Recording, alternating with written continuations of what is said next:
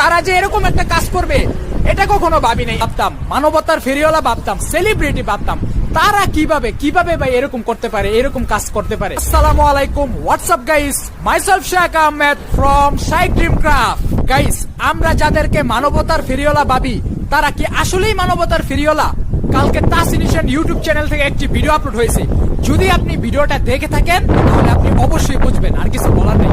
মানে অ্যাকচুয়ালি যাদেরকে আমরা নিজেদের আইডল ভাবতাম, ঠিক আছে, মানবতার ফেরিওয়ালা ভাবতাম, তারা যে আসলে কি বলবো কিছু বলার নেই। আপনি যদি ভিডিওটা দেখে থাকেন কিংবা ভিডিওটা দেখছেন তাহলে আপনি অবশ্যই বুঝে যাবেন আমি কি বলতে চাচ্ছি।